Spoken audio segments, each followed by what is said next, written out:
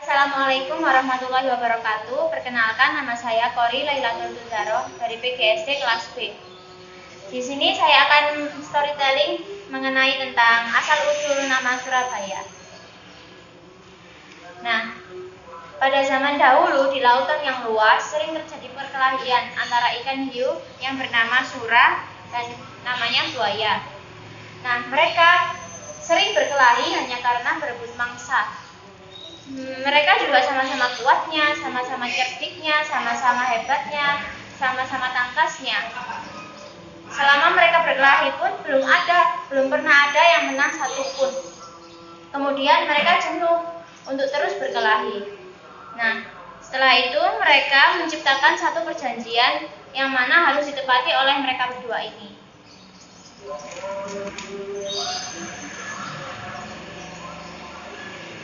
Aku bosan terus-terusan berkelahi buaya. Aku juga Sura. Lalu apa yang harus kita lakukan agar kita tidak berkelahi lagi? Aku memiliki rencana. Bagaimana untuk mencegah perkelahian kita? Sebaiknya kita membagi daerah kekuasaan kita. Kamu berkuasa di darat, sedangkan aku penguasa di laut. Jadi mangsamu harus yang ada di darat dan mangsaku juga yang ada di laut. Sebagai batas antara daratan dan air, bagaimana kita tentukan batasnya?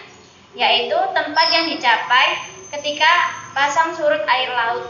Bagaimana, kamu setuju buaya?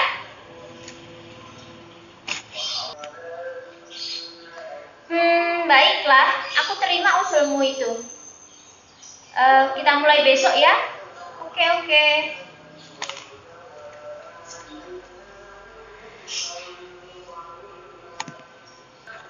Nah, kemudian pembagian daerah kekuasaan itu ternyata memang telah membuat mereka bertengkar. Mereka menghormati daerah kekuasaannya masing-masing. Selama mereka mematuhi kesepakatan yang telah mereka berbuat bersama, keadaan aman dan damai. Sampai suatu saat ikan Sura melanggar janjinya. Suatu saat ikan Sura mengendap-endap masuk ke daerah sungai yang mana itu adalah daerah buaya dan dia mencari mangsa di sana. Kemudian buaya memergoki hal itu. Tentu saja buaya marah. Hai buaya, bagaimana mangsamu di daratan? Apakah banyak? Hai Sura, mengapa kamu melanggar peraturan yang kita telah sepakati berdua? Mengapa kamu berani memasuki wilayah kekuasaanku? Hah? Wilayah kekuasaanmu? Aku melanggar kesepakatan. Bukankah ini sungai berair? Bukankah aku sudah bilang bahwa aku penguasa di air? Jadi, aku tidak melanggar kesepakatan kan? Oh, ini kan sungai kan juga air. Tidak. Aku kan pernah bilang kalau kamu hanya penguasa di air laut saja, bukan air sungai.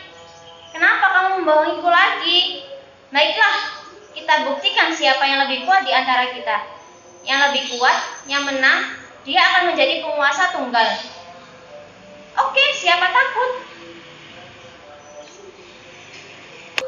Mereka berdua pun terus cekcok dan saling mempertahankan kekuasaannya masing-masing. Sampai suatu saat mereka bertengkar begitu hebatnya. Pertarungan sengit antara ikan hiu Sura dan buaya terjadi lagi.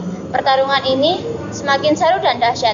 Saling menerjang, saling memukul, saling menggigit, sampai dalam waktu sekejap air yang ada di sekitar mereka menjadi berubah warna merah karena diakibatkan oleh luka-luka kedua binatang itu. Nah, kedua binatang tersebut tanpa lelah terus bertarung mati-matian. Nah, dalam pertarungan sengit ini, buaya mendapat gigitan ikan hiu Sura di bagian pangkal ekornya sebelah kanan. Seekornya itu terpaksa selalu membelok ke kiri. Buaya puas setelah mempertahankan daerah kekuasaannya. Ikan hiu Sura kembali lagi ke daerah kekuasaannya, yaitu di lautan. Nah, peristiwa ini selalu dikait-kaitkan dengan peristiwa kota Surabaya. Dan Ikon dari kota Surabaya juga mengambil dari kisah ini, yang mana ikan hiu sura dan buaya, dan menjadi lambang kota madya Surabaya. Sekian cerita dari saya. Wassalamualaikum warahmatullahi wabarakatuh.